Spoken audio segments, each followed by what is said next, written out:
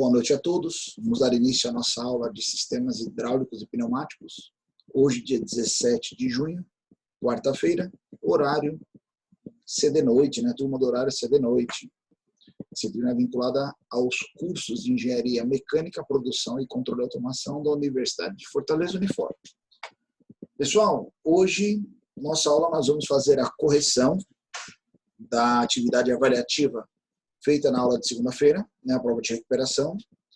A nota da nossa AV2 é a maior nota em relação às provas. Quem fez as duas provas ou quem fez só uma é a nota que permanece, né, como média da AV2. Hoje também vamos falar sobre a atividade da AV3, né, a atividade de entrega da AV3, ela não está, só vou explicar para vocês como vai ser. E também vamos falar sobre o retorno das aulas práticas presenciais. Então vamos lá. Primeiramente, nossa atividade, nossa prova, né? Então, na última segunda-feira a gente fez uma prova de recuperação da V2. Prova extremamente simples, nada difícil, diferente do que foi discutido e abordado em sala de aula, né? Foi uma prova com 6 questões. Tinha 2 discursivas, uma de cálculo. Então, vamos lá. Primeiramente, analise as alternativas, assinale a alternativa falsa, né? Então, a gente tinha aqui algumas alternativas, algumas afirmações, uma delas eram falsas. Então, quando a gente vai olhando aqui, ó, por exemplo, pequenas modificações aliadas à disponibilidade de ar comprimido são requisitos para implementação de sistemas pneumáticos nos acionamentos de máquinas? Sim, é correto, né? Então, onde facilmente você substituirá um pedal de acionamento manual, né, pelo operário por um atuador pneumático, ou uma alavanca, né, pode ser realizada por um atuador pneumático. Então, facilmente você consegue fazer essa alteração do seu sistema. Então, daria certo. Velocidade dos movimentos dos sistemas pneumáticos podem ser considerados como uma vantagem, pois geram um aumento no ritmo de trabalho e produtividade, sim, né? A repetibilidade da pneumática, né, dos sistemas, diferente da repetibilidade manual. Então, o sistema pneumático não cansa, né? Ele trabalha ali constantemente, então você tem um aumento de produtividade. Por ser compressível, o ar comprimido, quando submetido a forças variadas, não permite regulagem de velocidade de atuação constante. Também é correto, né? O ar é compressível, então você ajusta a velocidade ali, mas se você variar a carga, essa velocidade ela é alterada. Para ser utilizado o ar comprimido, é necessário uma boa preparação, como remoção de impurezas sólidas, eliminação da umidade, controle de temperatura e pressão? Sim, é correto, né? Você precisa fazer o tratamento do ar lá, para ele ser corretamente utilizado. Sistemas pneumáticos não necessitam de operadores especializados para sua manipulação, devido à sua simplicidade de operação e funcionamento. Também é correto, tá? A gente está falando aqui de operacionalidade, ou seja, para você manusear o circuito, o sistema, você não precisa de conhecimento profundo, basta apertar botões. Você especificar, sim, requer conhecimento, por isso que nós estudamos engenharia, né? Para projetar, dimensionar sistemas hidráulicos pneumáticos. Mas para você operacionalizar, não. Qualquer pessoa pode operacionalizar um sistema. O ar comprimido é um polidor sonoro, e devido a esse fenômeno, torna-se necessária a utilização de elementos abafadores, sim, e silenciadores diretamente nas válvulas direcionais nas conexões 2, 4, 6. Aí que está o erro, né? 2, 4 e 6 é o quê? Utilização. Onde usa escape? 3, 5 e 7. Então, essa seria a alternativa falsa, né? A alternativa errada. A gente usa abafador, silenciador nas conexões de escape. As conexões de escape, o que é? 3, 5 e 7. 2, 4 e 6 é utilização. A robustez dos sistemas pneumáticos os torna insensíveis a trabalhos mais severos? Sim, resistentes à água, resistentes a impacto, diversos outros sistemas. O ar comprimido, associado a elementos de conversão de energia, atuadores, podem reproduzir movimentos lineares, rotativos e oscilantes. Corretos. São os 3 tipos de atuadores lineares que existem, né? Lineares, rotativos e oscilantes. São os 3 tipos de conversores de energia que existem. Ok?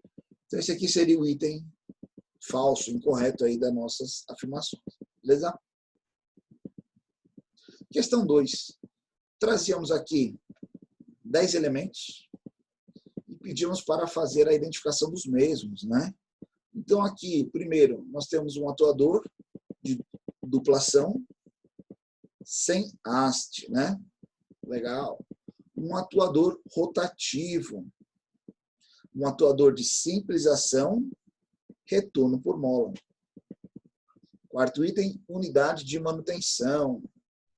Quinto item, atuador linear, duplação, né? Dupla haste. Então, atuador linear de duplação com haste dupla ou dupla haste, pode falar.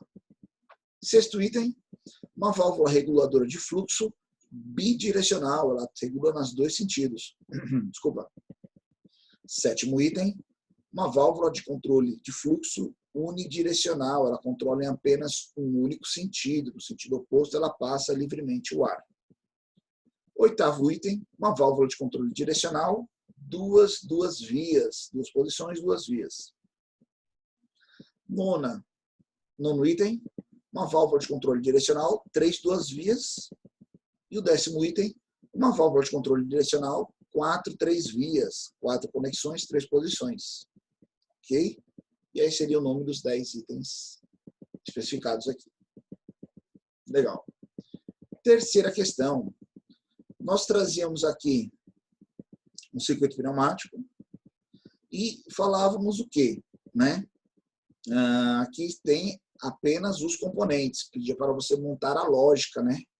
Quais seriam as ligações necessárias para atender qual situação, né? Através do atuador pneumático, prensagens, exemplo de força, elevação de carga, tal. Partindo desses princípios, complete o circuito pneumático proposto de tal forma que os 3 operadores, operador A, B e C, tenham que acionar cada uma válvula, ou seja, A e B e C, né? Para que o atuador de simples ação faça a elevação da carga, ou seja, ele avance. E somente retornar em velocidade normal ao chegar no seu fim de curso. Ou seja, o que acontece aqui? Você vai acionar os 3 botões, ele vai avançar e só lentamente e só voltar de velocidade normal assim chegar no seu fim de curso. Ou seja, tem que ter um rolete lá no final e ele manda um sinal. Então, quando a gente tem essa problemática, como a gente solucionaria ela? Né? Vamos montar aqui o nosso circuito. Na verdade, eu tenho até ele desenho, mas vamos fazer de novo. Nós temos ali um atuador de simples ação, retorno por mola. Temos uma válvula controladora de fluxo. Vou montar o que foi disponibilizado ali. Temos 5 válvulas, 3 duas vias. Então, temos 1, 2, 3, 4, 5. Temos mais uma aqui, né? Uma sexta. Temos uma unidade de manutenção. Temos um compressor. E temos 2 válvulas E, né? Aqui, ó. Então, o que a gente recebeu lá no exemplo são esses componentes. Você poderia usar eles ou não. Poderia usar outros, mas é a mesma que a gente recebe aqui, né? Opa, coloquei O aqui, né? Foi mal. São válvulas E. Pronto. Qual que seria a lógica de funcionamento aqui do nosso circuito? Primeiramente, o que a gente tinha que analisar? Sempre pensando na sequência, né? São 3 botões. Então, eu vou criar logo 3 botões aqui, ó. Botão A. Botão B. E o botão C. Pela lógica, o que eu preciso fazer? Acionar os 3 botões para ela funcionar. Então, é A, e B e C. Com essas 2 válvulas aqui, a gente faz essa lógica. E esses vão mandar o quê? Um sinal para essa nossa válvula que vai controlar o avanço lento do nosso circuito. Então, aqui seria o avanço lento dele, ó. Né? Vou colocar aqui 50%, só para constar. Então, ou seja, quando eu apertar o A e B, vai mandar um outro sinal aqui para IC também mandar o sinal. Nessa lógica aqui, se é sinal é pontilhado. Nesta lógica, eu apertando só esse não vai, só o B não vai, só o C não vai. Eu tenho que apertar A e B e C. Ok? Ele avança. Quando ele chegar no final de curso dele, eu vou colocar aqui um F de final, seria 50 aqui, ó, porque ele tem de 0 a 50, né?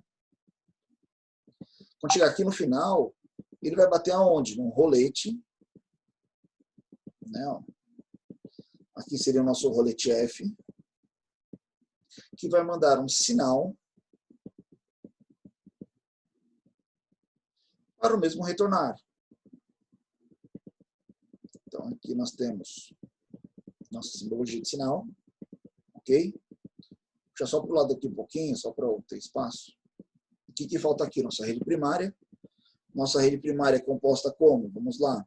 Compressor, unidade de manutenção, chave geral, 2 acionamentos manuais universais.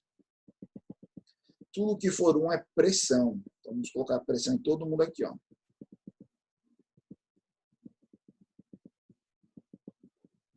Ok? Legal. 3 e 5, escape.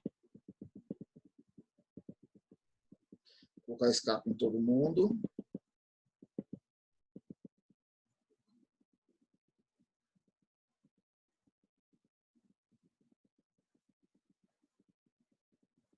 Ok? Opa, tem mais um aqui, ó. E aí, o que vai acontecer? Vamos lá. Quando a gente ligar o ar aqui, ó, ele está recuado. Se eu apertar só o A, ó, ele não vai. Só o B, ele não vai. Só o C, ele não vai. Se eu apertar A e B, ele não vai. Eu tenho que apertar quem? A e C, ele não vai. Se eu apertar B e C, ele não vai. Ele só vai se eu apertar o operador A, o operador B e o operador C, ó. Aí ele foi.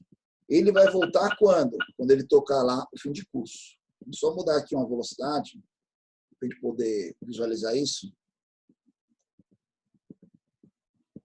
Não.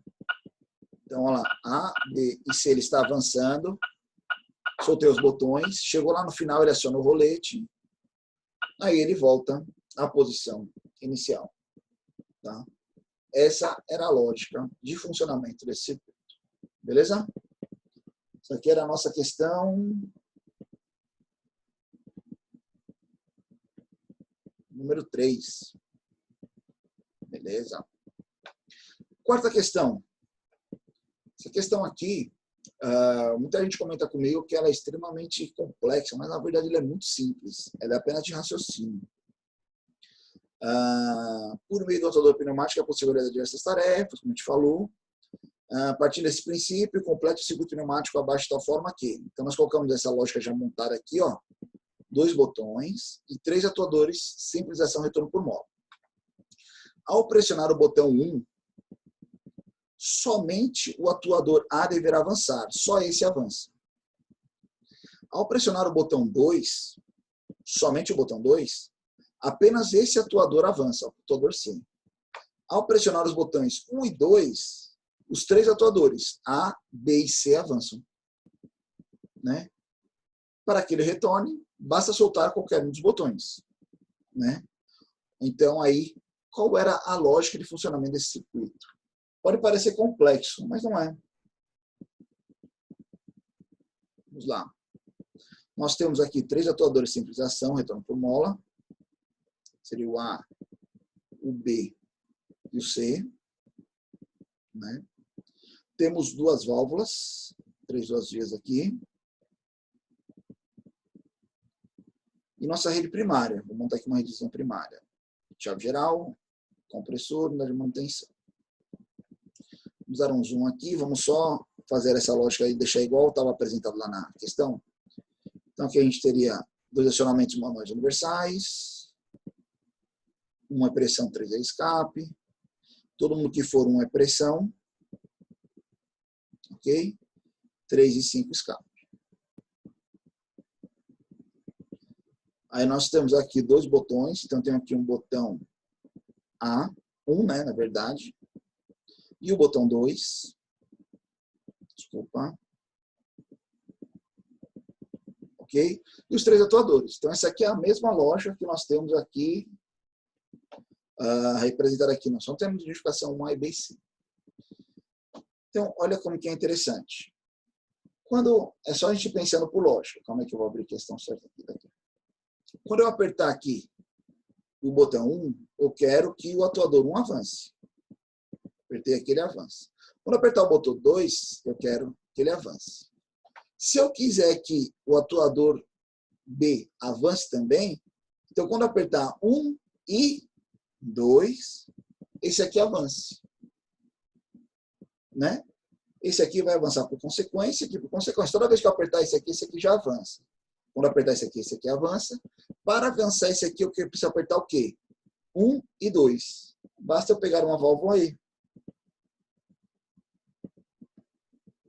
Aqui ela. Ou seja, quando chegar a minha pressão dessa linha e a minha pressão dessa linha, eu quero que ele avance. Somente isso. Então, ó, se eu apertar só esse, ó, só um avança, soltou, ele volta. Vou acelerar aqui um pouquinho. Se eu apertar só o 2, só o C avança. Se eu soltar aqui, ele retorna. Agora, se eu apertar 1 e 2, o atuador B também avança. Então, se eu apertar esse e esse, ó, todo mundo avança. Quando eu soltar algum deles, todos eles retornam. É só uma questão de interpretação, tá? É um circuito extremamente simples. Essa seria a lógica de funcionamento, ok? Desse circuito. Legal. Posterior a isso, nós teríamos a quinta questão. Quinta questão é aquela questão que a gente faz o nosso cálculo de força e consumo, só que aqui a gente leva em consideração, né, determine a força de avanço, força de recuo, né, em quilogramas força, e o consumo em litros por minuto de cada um dos 3 atuadores da questão 4. Primeiramente, os 3 atuadores são iguais, então bastava você calcular um, porque não precisava calcular dos 3, eles são iguais.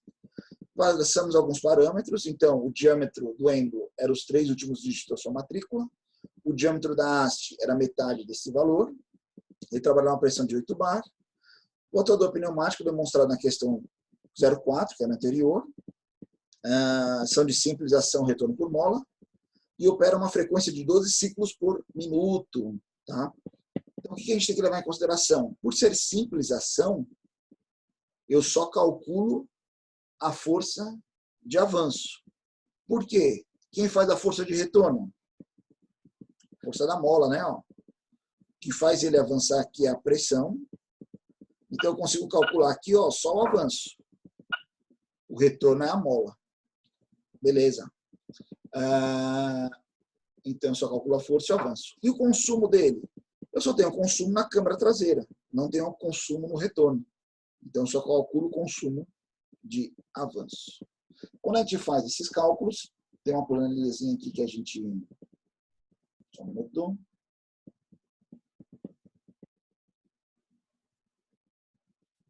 Faz os cálculos. Operação, não. Aqui, então, por exemplo, aqui, ó, só levando em consideração aqui, o Gabriel aqui, ó, que fez a nossa prova. O Gabriel aqui, ó, o final da matrícula dele é 175. Então, aqui, ó, 175. Esse seria o diâmetro do êmbolo dele.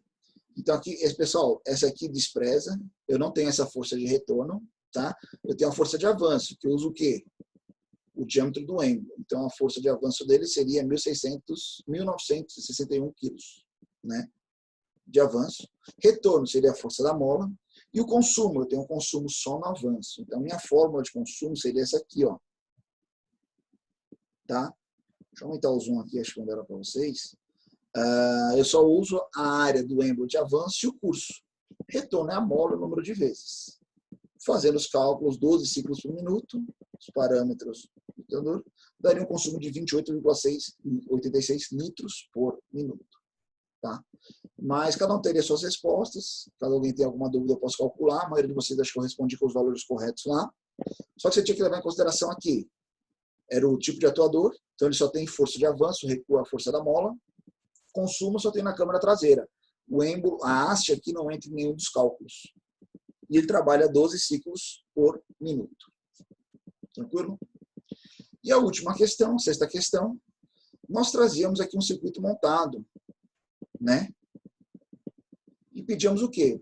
Elabore o enunciado dessa questão, de tal forma que seja justamente o circuito apresentado abaixo, a resposta, né? Seja esse circuito. Então, não precisava necessariamente você contextualizar, mas você tinha que falar quais eram as ordens de acionamento que você tinha que fazer para que o atuador funcionasse.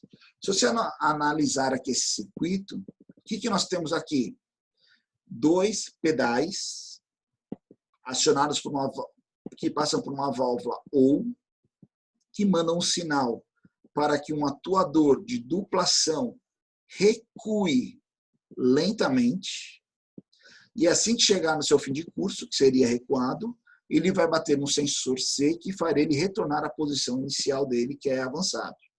Então, ou seja, ao ser acionados os pedais A ou B, um atuador de dupla ação deverá recuar lentamente até o seu fim de curso e somente avançar quando chegar no seu fim de curso, quando ele chegar aqui no final, bater no rolete C e enviar. Então, seria essa a lógica, né? Os pedais A ou B, o atuador de dupla ação recua lentamente e só retorna à posição inicial, que seria avançado, se ele chegar no seu fim de curso lá. Então, para chegar no fim de curso, a gente tem que ter um sensoriamento lá e monitorar esse fim de curso. Essa seria a lógica de funcionamento desse circuito. Ok? E com isso a gente contemplaria a nossa prova, as 6 questões. Ok?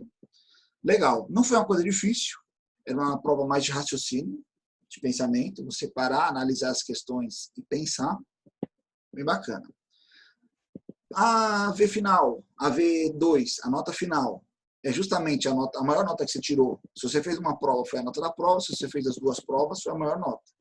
Então, cada aluno lá eu já respondi a nota da primeira e segunda prova, quem fez a recuperação. Senão, é só você olhar aqui a sua nota da primeira prova ou a nota da segunda prova e você vai ver qual é a maior, qual é a sua média de AV2. Tendo já a AV1 feita, a AV2 feita, temos agora a nossa AV3. Para a AV3, vai ser passado para vocês uma atividade onde vocês vão fazer o dimensionamento de um circuito, como assim, é um projeto completo pneumático. Então, nós vamos passar para vocês uma tabelinha, onde tem lá o consumo de alguns componentes. Não tenho ela 100% montada aqui ainda, mas tem o dimensionamento. Eu vou pegar aqui um modelo que eu tenho.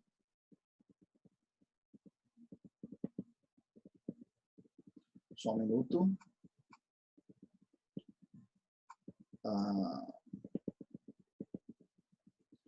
Essa daqui foi a do semestre passado, a atividade final do semestre passado. Então, o que acontece aqui? Ó? Nós temos aqui uma tabela especificando alguns componentes, onde a gente tem o consumo unitário, a pressão de trabalho, né, e a variação de pressão admissível. E aqui no final tem um último elemento, que é o atuador pneumático, que não está dado o consumo dele. Esse consumo dele, nós teremos que determinar resolvendo este item. Então, a partir do momento que você consome aqui, resolve aqui o consumo desse atuador, você preenche essa tabela e aí você dá continuidade. Então, você vai resolver aqui primeiro consumo desse atuador. Na hora que você calcular o consumo dele e colocar aqui, você vai ter o consumo completo dessa tabela. Aí você vai especificar o quê? Os compressores que atendem essa demanda, o reservatório que atende essa demanda e o diâmetro da tubulação para atender essa demanda sobre essas condicionantes. ok? Quando você calcular o consumo aqui, ele já é uma das respostas. Aí você vai calcular também a força desse atuador e vai montar um circuito pneumático para esse atuador funcionar. Então, esse aqui vai ser a nossa atividade final. Logicamente, não são esses valores, eu ainda vou passar para vocês e vou explicar melhor para vocês, mas é dentro dessa rotina. Vocês vão fazer de forma individual e vão me responder, vai ter um prazo para responder. Esta atividade contemplará a nota da AV3.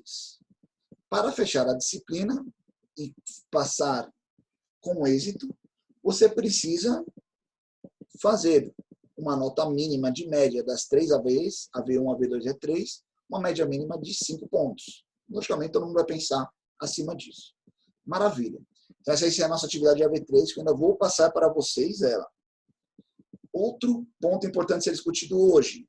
A partir de segunda-feira, estará já a Unifor vai retornar às aulas práticas presenciais. Então, haverá um planejamento que vai ser passado para vocês em relação às aulas práticas. Nós teremos aulas práticas de segunda, quarta e sexta, no horário cedo e noite. Só tem um pequeno detalhe. As aulas práticas agora, o nosso horário de aula ele vai sofrer uma pequena alteração. Todas as disciplinas da Unifor tiveram seus horários trocados. Tá? O horário cedo e noite agora ele é das 8 às 9h30. Por que isso? Por que teve esse horário? Para os alunos que tiverem que usar o transporte público, não andarem em horários de pico dos transportes. Ou seja, em vez de eu ter uma aula no AB manhã, por exemplo, eu ter que pegar meu ônibus lá às 7 horas no terminal e pegar aquele tumulto do pessoal que está indo trabalhar, eu vou entrar mais tarde na minha aula do AB e aí eu vou ter, como consequência, um horário mais vago do transporte público. Você vai pensar nos alunos de transporte público. E aí o nosso horário CD é das 8 às 21. Sobre os alunos, sobre as aulas práticas. Mas eu sou de um grupo de risco, eu tem uma condição lá que para mim não vale a pena assistir a aula prática. As aulas práticas, elas não vão ser obrigatórias. Elas são para os alunos que quiserem executar os circuitos pneumáticos estudados dentro da nossa disciplina. Ou seja, nós vamos fazer um roteiro, uma sequência lá de alunos, um cronograma, né, uma escala de participação das aulas. E aí nós vamos conversar no nosso grupo ainda em particular, todo mundo ali, para ver quem vai para as aulas ou não. Vamos montar essa escala e nos dias das nossas aulas, segunda e quarta e sexta, no CD Noite, estaremos lá disponível para ministrar essas aulas. Essas aulas também vão ser por videoconferência, nós vamos tentar transmitir elas a prática acontecendo, tá? Mas o interessante é o quê? A Unifor quer disponibilizar para os alunos a vivência prática, ou seja, você vai ter a possibilidade de montar os circuitos nas bancadas, respeitando todas as normas de segurança, de afastamento e assim por diante. Por isso que existe uma escala de aula. Nossas aulas serão, no máximo, 4 alunos mais o professor, tá? Ou seja, para manter o distanciamento. Por isso que vai ter uma escala e uma repetibilidade de aulas de segunda, quarta e sexta. Isso nós vamos alinhar ainda no decorrer até o fim de semana, porque segunda-feira começa. Independente de presença ou não na aula prática, ela não é obrigatória, ela não conta ponto para a V3. Ela é apenas para os alunos que querem ter a prática presencial. Mas eu sou de um grupo de risco, gostaria de fazer a prática presencial, mas não tem como eu ir agora. No próximo semestre, você pode participar das práticas dos outros alunos, das outras turmas, sem problema algum. Mas a nossa atividade de AV3, ela é independente dessas presenças, que você vai fazer em casa e vai ter lá um prazo para você poder entregar ela para nós. Ok? Contudo, deu para entender todos os pontos debatidos na nossa aula de hoje? Alguma dúvida? Professor, sobre a V3, esse trabalho aí, Certo. O senhor vai fazer algum exemplo com a gente ou não? Não tinha pensado, não. Mas não é nada diferente do que a gente fez em todos os exercícios das aulas, entendeu? Quando a gente calcula ali o consumo, a força e o consumo de um atuador, a gente fez vários exercícios desse, tem as gravações, tudo. Vamos pensar assim só. Dimensionamento da rede pneumática, né? Muitos desses dimensionamentos a gente fez ainda presencial lá. Não sei se tem gravado. A gente pode tentar uma aula aí, fazer um vídeo replicando isso aí com vocês. Acho que dá para fazer sim. A execução, por exemplo, da turma passada, da turma de 2019, talvez poderia ser feito. Mas esse trabalho, pessoal, é justamente o fechamento da disciplina. Quando a gente conversou lá no início do semestre, a especificação de um projeto completo, desde do acionamento da máquina até o dimensionamento do compressor, tubulação, circuito, é justamente esse trabalho final. A gente pode pegar uma aula e fazer isso sim.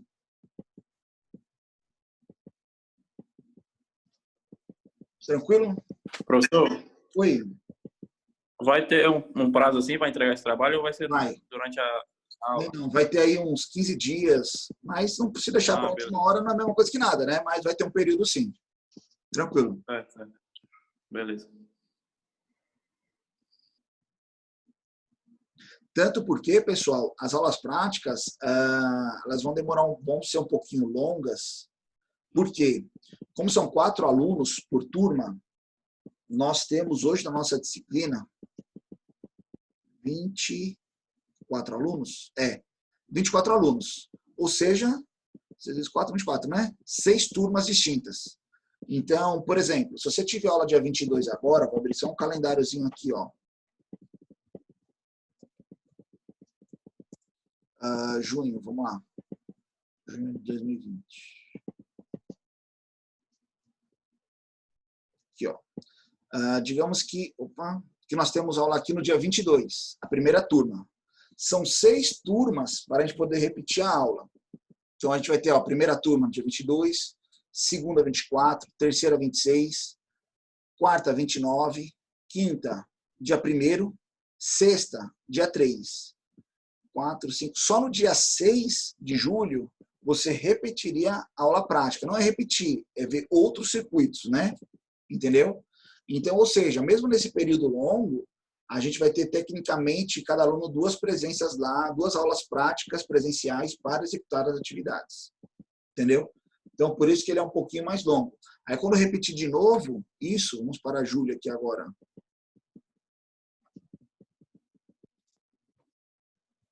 Aqui, ó, esse calendário é legal. Dia 6, então dia 8, não, dia 6 seria de novo, né? Aí, primeira, segunda, terceira, quarta, quinta, sexta. Lá para o dia 17, 20 de julho, a gente estaria encerrando o nosso semestre. Entendeu?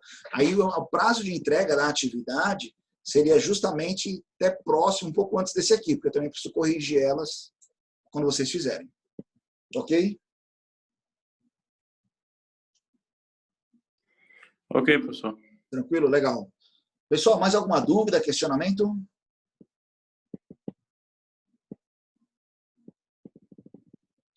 Então, só recapitulando um ponto.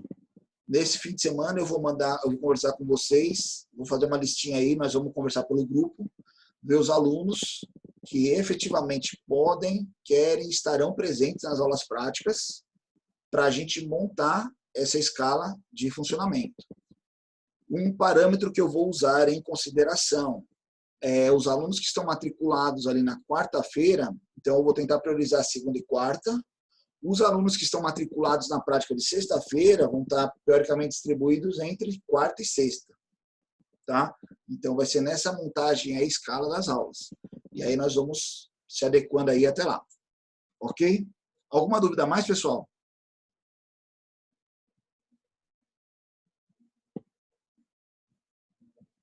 Legal. Então, encerramos hoje a nossa AV2, vamos dar o start à nossa AV3. Então, na próxima aula aí, já vai ser de uma forma abordagem diferente, daqui para lá a gente ainda vai conversar pelo grupo, e vamos alinhando aí o caminhar das aulas práticas e das nossas atividades avaliativas da AV3. Ok? Pessoal, muito obrigado pela atenção. Qualquer dúvida, estou à disposição aí nos nossos meios de comunicação, grupo do WhatsApp ou ferramenta Torpedo no Fórum Online. Ok? Bom fim de semana. Até segunda. A gente conversa. Valeu, professor. Boa noite. Valeu, professor. Boa noite.